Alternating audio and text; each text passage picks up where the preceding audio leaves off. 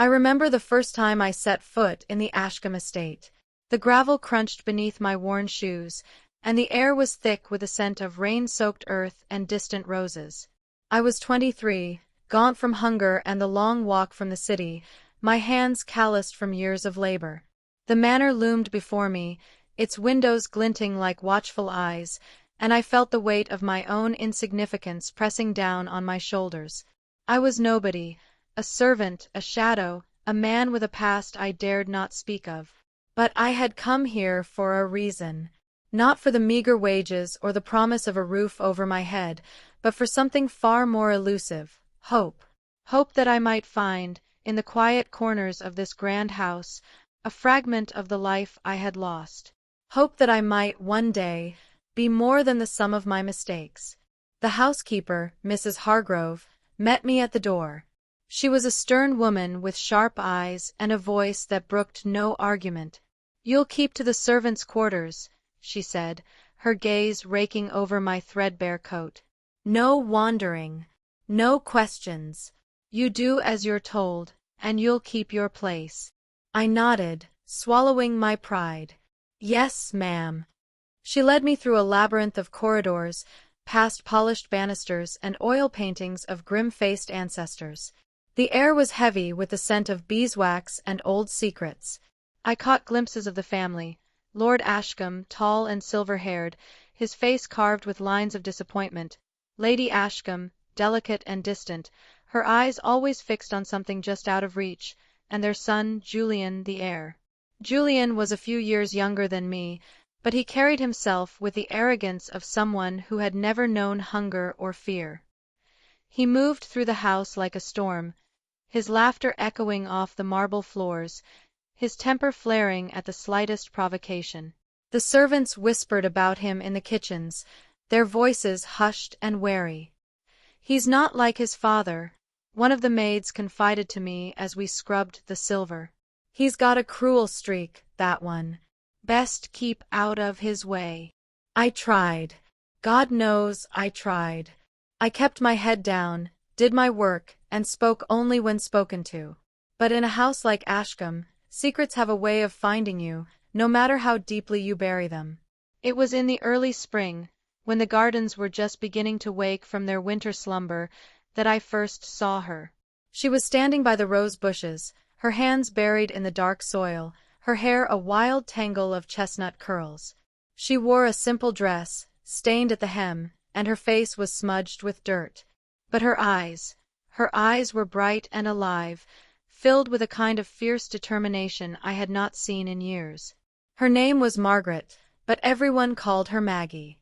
She was the new kitchen maid, brought in after the last one had run off in the night. There was something about her that drew me in, a quiet strength that reminded me of someone I had once loved. We became friends, in the way that only those who live on the fringes of other people's lives can. We shared stolen moments in the garden, whispered conversations in the pantry, laughter over burnt bread and spilled soup. She told me about her mother, a seamstress in the village, and her dreams of one day leaving service to open a shop of her own. I told her little of myself. I was afraid, I suppose, afraid that if I spoke the truth, it would shatter the fragile peace I had found here. But she never pressed me, never asked more than I was willing to give. It was Julian who changed everything. He had always been unpredictable, but in those days, his moods grew darker, his anger more volatile. He drank too much, gambled recklessly, and lashed out at anyone who crossed him. The servants learned to avoid him, to slip away when they heard his footsteps on the stairs. One evening, as I was polishing the silver in the dining room, I heard raised voices in the hallway. Julian was arguing with his father, his words slurred and angry. "You think you can control me?" he shouted. "You think I care about your precious reputation?" Lord Ashcombe's reply was cold and measured. "You will do as you are told, Julian. This family has standards to uphold." Julian laughed, a harsh, bitter sound. "Your standards mean nothing to me." There was a crash, a vase shattered against the wall, and then silence. I stood frozen, my heart pounding in my chest. I knew better than to get involved, but as I turned to leave, Julian burst into the room. He saw me, and his eyes narrowed. "What are you looking at, servant?" "Nothing, sir," I said quickly, bowing my head. He strode over to me, his face flushed with drink. "You think you're better than me, don't you? With your quiet ways and your holier-than-thou attitude." I shook my head. "No, sir. I'm just doing my job." He sneered. "Your job is to do as you're told. Remember that." He shoved me hard, and I stumbled back, the silver tray clattering to the floor. He loomed over me, his fists clenched. "Pick it up," he snarled. I bent to retrieve the tray, my hands shaking. He kicked it out of my grasp, sending it skittering across the floor. "Pathetic," he spat. "You're nothing. Less than nothing." I said nothing. There was nothing I could say. He stormed out, leaving me alone in the wreckage of the dining room. I knelt on the floor, gathering the scattered silver, my breath coming in ragged gasps. My hands trembled, not from fear, but from a deep, simmering anger, a rage I had spent years trying to bury. That night, I lay awake in my narrow bed, staring at the cracked ceiling. I thought of Maggie, of her laughter and her dreams, and I wondered what kind of world we lived in, where men like Julian could do as they pleased, while the rest of us scraped by in the shadows. I thought, too, of the life I had left behind, the woman I had loved, the child I had never known. I had made mistakes, terrible mistakes, and I had paid for them 1,000 times over. But still, the past clung to me, a ghost I could not outrun. Days passed. Julian's cruelty grew worse. He took pleasure in tormenting the servants, in reminding us of our place. One afternoon, I found Maggie in the scullery, her eyes red from crying. "What happened?" I asked gently. She shook her head, wiping her cheeks with the back of her hand. "It's nothing. Just Julian being himself." I felt a surge of protectiveness, fierce and sudden. "If he ever hurts you—" She cut me off, her voice trembling. "There's nothing you can do. He's the master's son. We're just servants." I wanted to argue, to tell her that she deserved better, but the words caught in my throat. What could I offer her? I was as powerless as she was. But I watched Julian more closely after that, my anger simmering just beneath the surface. I saw the way he looked at Maggie, the way his gaze lingered a moment too long. I saw the fear in her eyes whenever he entered the room. One evening, as the sun dipped below the horizon and the house was bathed in golden light, I found myself in the library, dusting the shelves. The room was empty, save for the ticking of the grandfather clock and the faint scent of old paper. He laughed, a cruel sound. "Honest? There's no honesty in servitude. You're nothing but a dog, waiting for scraps from your master's table." I felt my jaw clench, but I forced myself to remain calm. "If there's nothing else, sir, I'll return to my duties." He stepped closer, his breath hot and sour. "You think you're better than me, don't you? With your quiet dignity and your airs. But you're not. You're nothing." He shoved me, hard, and I stumbled back against the shelves. Books tumbled to the floor, their spines cracking. "Pick them up," he ordered. I knelt, gathering the scattered volumes. My hands shook with anger, but I kept my head down. He crouched beside me, his voice low and venomous. "You'd do well to remember your place, servant. This is my house, my world. You're just a guest." He stood, draining his glass, and stalked out of the room. I sat there for a long time, surrounded by fallen books, my heart pounding in my chest. I wanted to fight back, to stand up for myself, but I knew what would happen if I did. Men like Julian always won. But that night, as I lay in bed, I made a promise to myself. I would not let him break me. I would endure, for Maggie's sake if not my own. Weeks passed. The days blurred together in a haze of work and exhaustion. I saw little of Maggie. She kept to herself, her laughter gone, her eyes shadowed with fear. One night, as I was returning to my quarters, I heard muffled sobs coming from the garden. I followed the sound and found Maggie sitting on a stone bench, her face buried in her hands. I sat beside her, unsure of what to say. After a moment, she spoke, her voice barely above a whisper. "I can't stay here, not with him. He tried to." She broke off, her shoulders shaking. I felt a cold fury settle in my chest. "Did he hurt you?" She shook her head. "Not yet. But he will. I know he will." I took her hand in mine, my voice gentle. "You're not alone, Maggie. I'll protect you. I promise."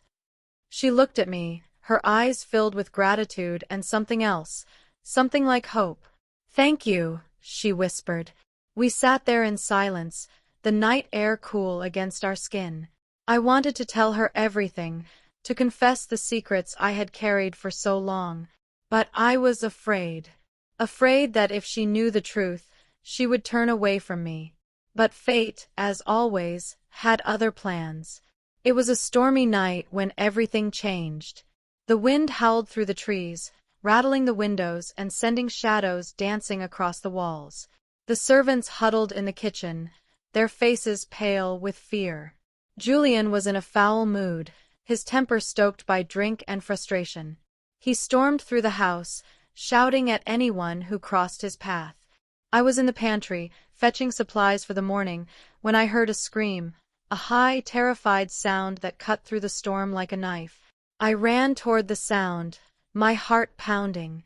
I found Maggie in the hallway, her dress torn, her face streaked with tears. Julian stood over her, his face twisted with rage. "Get away from her!" I shouted, my voice raw. Julian turned, his eyes wild. "This is none of your business, servant." I stepped between them, my fists clenched. "Leave her alone." He laughed, a harsh, ugly sound. "You think you can stop me? You're nothing." He lunged at me, his fists flying. We grappled in the hallway, crashing into the walls, knocking over vases and picture frames. He was stronger than I expected, fueled by anger and drink, but I fought back with everything I had. He landed a blow to my jaw, sending me sprawling to the floor. I tasted blood, felt the world spin around me. But I forced myself to stand, to face him. He came at me again, but this time I was ready. I dodged his punch and landed one of my own, sending him reeling. "Enough!" I shouted. "This ends now." He glared at me, his chest heaving. "You'll pay for this, servant. I'll see you thrown out on the street." I stood my ground, my breath coming in ragged gasps. "Do what you must. But you will not hurt her." He spat at my feet and stormed off, his footsteps echoing down the hallway. I turned to Maggie, who was trembling with fear. I took her in my arms, holding her close. "It's over," I whispered. "He won't hurt you again."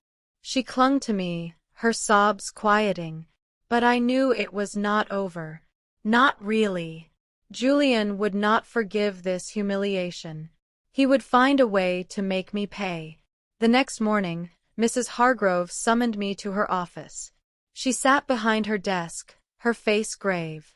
"Lord Ashcombe has requested your presence," she said. I nodded, my stomach twisting with dread. I found Lord Ashcombe in his study, seated behind a massive oak desk. He looked up as I entered, his expression unreadable. "Sit," he said. I obeyed, my hands folded in my lap. He regarded me for a long moment, his eyes cold and assessing. "I understand there was an altercation last night," he said. "Yes, sir." He sighed, rubbing his temples. "Julian claims you attacked him." I shook my head. "He was hurting Maggie." I intervened. He studied me, his gaze sharp. You know your place here, don't you? Yes, sir. He leaned back in his chair, his fingers steepled. I cannot have servants attacking members of my family. It reflects poorly on the house. I swallowed hard. I understand, sir. He was silent for a moment, then spoke. You will leave Ashcombe at once. Your wages will be paid in full. I suggest you make arrangements to depart by the end of the day. I felt a wave of despair wash over me. I had nowhere to go, no money, no prospects. But I nodded, accepting my fate. Thank you, sir, I said quietly. He dismissed me with a wave of his hand. I returned to the servants' quarters, my mind racing. I packed my few belongings, a change of clothes, a worn photograph, a letter I had never sent. Maggie found me as I was leaving. They're making you go, aren't they?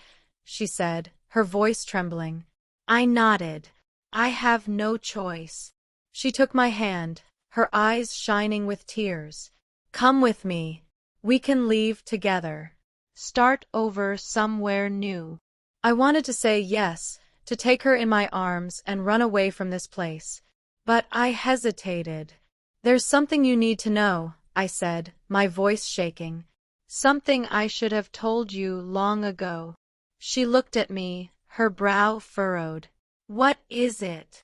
I took a deep breath, steeling myself. Years ago, before I came to Ashcombe, I loved a woman.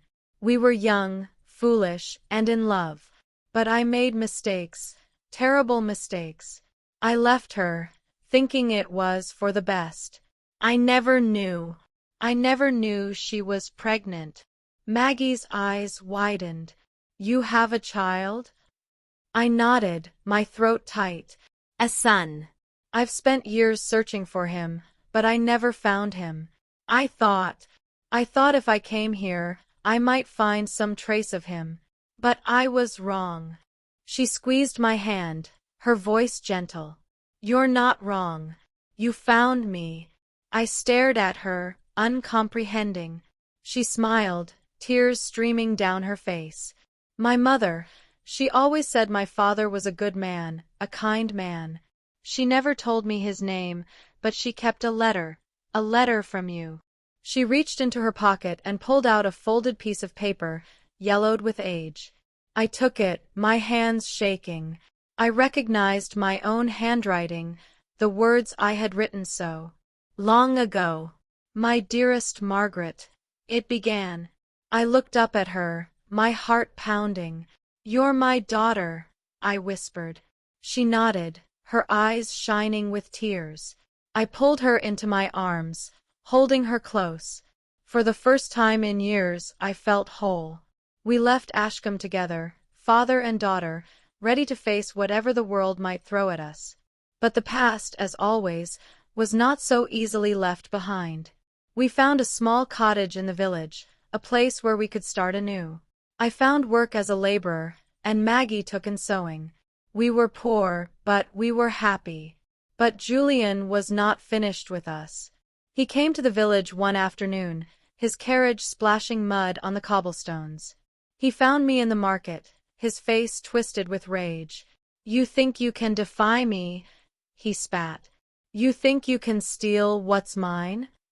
I stood my ground, my fists clenched. I want nothing from you, Julian.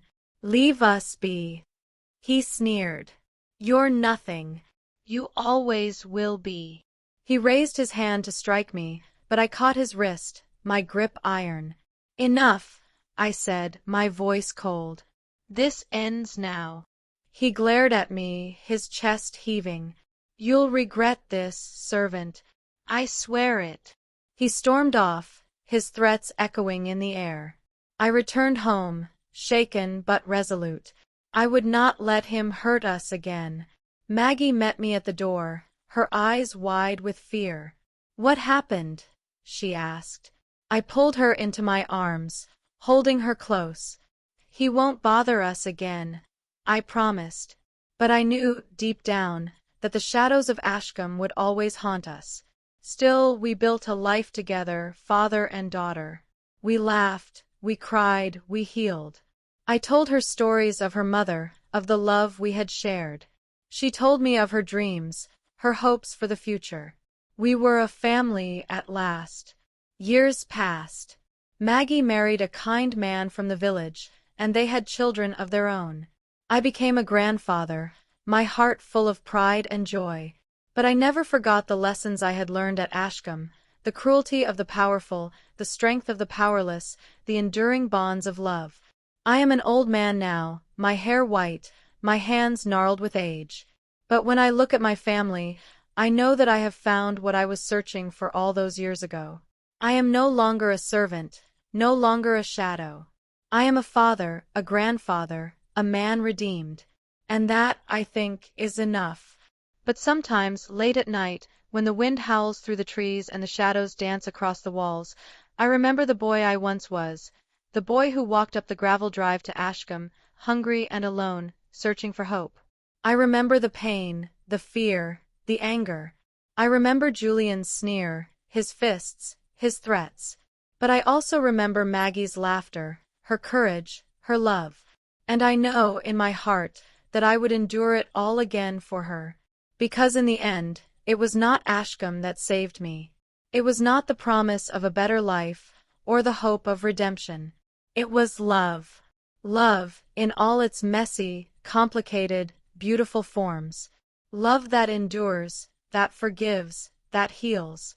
Love that makes us whole. And that, I think, is the greatest gift of all. The years that followed our escape from Ashcombe were not easy, but they were ours. Each day, I woke with the sun streaming through the small window of our cottage, the scent of earth and wildflowers drifting in on the breeze. I would rise quietly, careful not to wake Maggie, and step outside to greet the morning. The village was a world apart from the cold grandeur of the manor, a place where people knew your name, where kindness was measured in loaves of bread and shared laughter. I found work wherever I could, mending fences, hauling sacks of grain, repairing roofs battered by the wind. My hands, already rough from years of servitude, grew rougher still, but I did not mind. There was a satisfaction in honest labor, in seeing the fruits of my effort at the end of each day. Sometimes, as I worked, I would catch glimpses of Maggie through the window, her head bent over her sewing, her brow furrowed in concentration. She had inherited her mother's determination, her quiet strength. I saw it in the set of her jaw, the way she faced each new challenge with unwavering resolve. We spoke often of her mother, though the memories were bittersweet. I told Maggie stories of our youth, of stolen kisses in the orchard, of laughter echoing through the fields, of dreams whispered in the dark. She listened with wide eyes, her fingers stilling on the fabric as she imagined a world she had never known. "Did you love her?"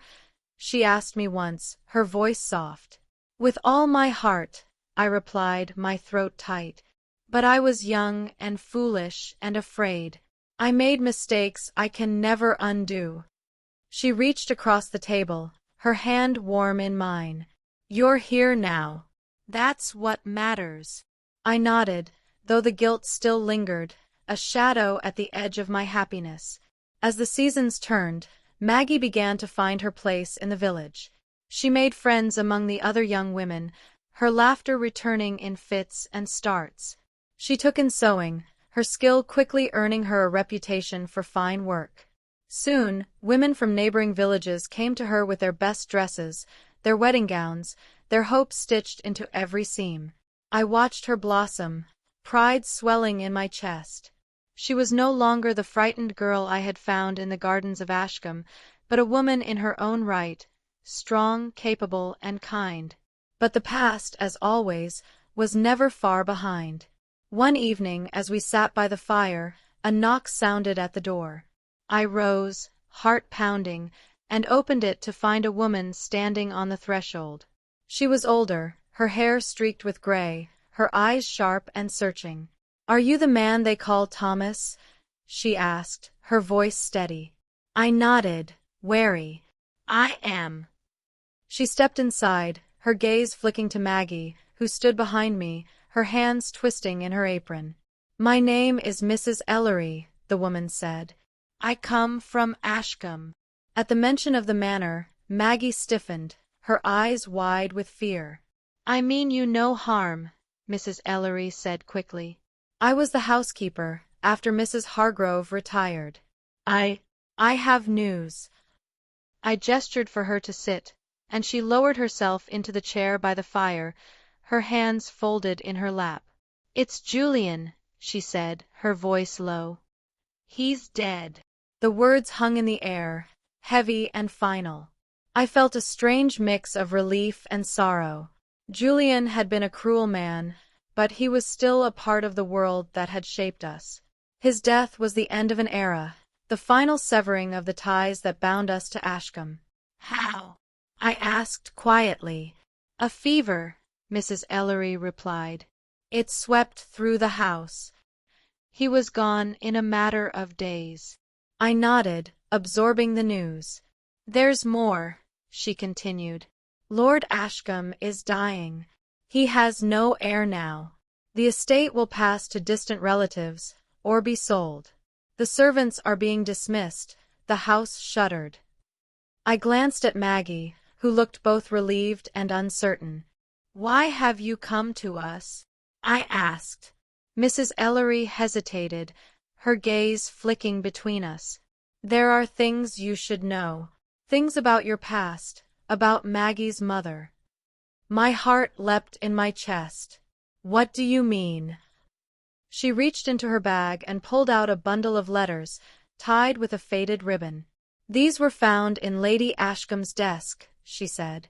Letters from a woman named Eliza, Maggie's mother. I took the bundle, my hands trembling. The sight of Eliza's handwriting brought tears to my eyes.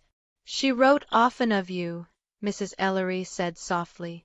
Of her love for you, her hope that you would return. She never stopped believing that you would find your way back to her. I swallowed hard, the ache of loss sharp and fresh. She died believing in you, Mrs. Ellery continued. She asked Lady Ashcombe to look after Maggie, to keep her safe.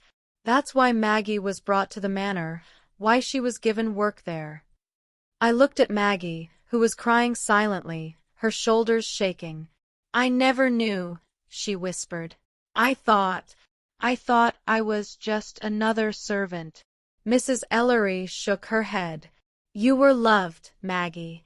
More than you know. We sat in silence, the fire crackling softly. I opened the first letter, my eyes blurring with tears as I read Eliza's words. My dearest Thomas, it began. I write to you in hope, though I know not if these words will ever find you. Our daughter grows stronger every day. She has your eyes, your stubbornness. I tell her stories of you, of the man I loved. I pray that one day you will return to us, that we might be a family once more.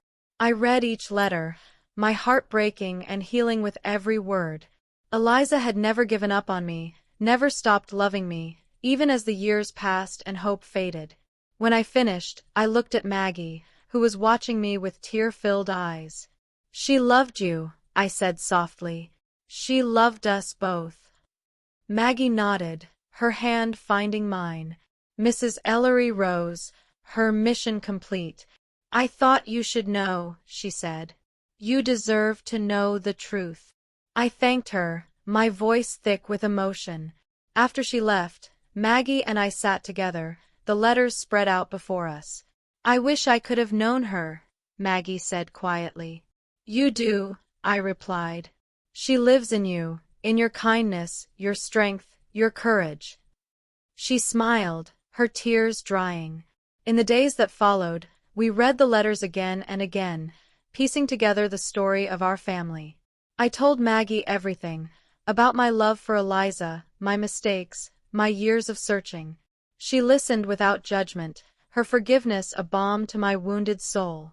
As the news of Ashcombe's fall spread through the village, people came to us with stories of their own, tales of hardship and hope, of love lost and found. We became a part of the community, our cottage a place of warmth and welcome. Maggie's sewing business flourished, and I found steady work as a carpenter. We saved what we could, dreaming of a better future. One spring morning, as the world burst into bloom, a young man came to our door. He was tall and fair, with a shy smile and kind eyes. "My name is Samuel," he said, his voice nervous. "I've come to see Maggie." I watched as Maggie's cheeks flushed, her eyes bright with excitement. They walked together in the fields, their laughter drifting on the breeze. I watched from a distance, my heart full of pride and a touch of sadness. My little girl was growing up, finding her own path. Samuel was a good man, honest, hard-working, gentle. He courted Maggie with patience and respect, earning her trust and her love. They married in the village church, the whole community turning out to celebrate. I walked Maggie down the aisle, my heart bursting with joy and sorrow in equal measure. "You look beautiful," I whispered as we reached the altar. She smiled, her eyes shining. "Thank you, Papa." After the ceremony, we danced beneath the stars, the air filled with music and laughter. For the first time in my life, I felt truly at peace. Samuel and Maggie built a life together, their love a beacon in the darkness. They had children, 2 boys and a girl, who filled our cottage with noise and chaos and joy. I became a grandfather, my days spent telling stories and carving toys, my nights filled with the quiet contentment of a life well lived. But even as the years passed, the memories of Ashcombe lingered. Sometimes I would wake in the night, my dreams haunted by Julian's sneer, by the cold halls of the manor, by the weight of secrets long kept. One evening, as I sat by the fire, my grandson climbed into my lap, his eyes wide with curiosity. "Tell me a story, Grandpa," he said. I smiled, ruffling his hair. "What kind of story?" "Tell me about when you were young," he said. "Tell me about the big house." I hesitated, the old pain stirring in my chest. "It was a grand house," I began slowly, "full of secrets and shadows. But it was also a place where I learned what truly matters." He listened, his head resting on my shoulder. "I learned that kindness is more important than wealth," I continued. "That love is stronger than fear. That family is not just the people you are born to, but the people you choose." He nodded, his eyes growing heavy. "Did you ever find what you were looking for?" he asked, his voice drowsy. I kissed his forehead, my heart full. "Yes," I whispered. "I found you." As he drifted off to sleep, I sat in the quiet, the fire casting flickering shadows on the walls. I thought of Eliza, of Maggie, of the long road that had brought me here. I thought of the pain and the loss, the mistakes and the regrets. But I also thought of the love, the fierce, unyielding love that had carried me through it all. I am an old man now, my days numbered. But I am not afraid. I have lived, I have loved, I have been forgiven. And that, I think, is enough. But there is one last thing I must do. In the attic of our cottage, beneath a loose floorboard, I keep a box filled with memories. Letters from Eliza, drawings from Maggie, a silver locket engraved with her initials. It is a treasure trove of the life I have built, a testament to the journey I have taken. One morning, as the sun rises over the fields, I take the box and walk to the churchyard. I kneel beside Eliza's grave, the earth soft beneath my knees. "I found her," I whisper, my voice trembling. "I found our daughter. She is everything we dreamed she would be, kind, strong, brave. She has your eyes, your smile, your heart." I place the box on the grave, my hands shaking. "Thank you," I say softly, "for loving me, for believing in me, for giving me a second chance." I sit in the quiet, the birds singing in the trees, the world at peace. When I return home, Maggie is waiting for me, her arms open wide. "Welcome home, Papa," she says, her voice full of love. I hold her close, my heart full. For the first time in my life, I am truly home. And as the years pass, as the seasons turn, I know that the legacy I leave behind is not one of wealth or power, but of love, enduring, unbreakable, eternal. Because in the end, that is all that matters. love, family, forgiveness, and the courage to begin again.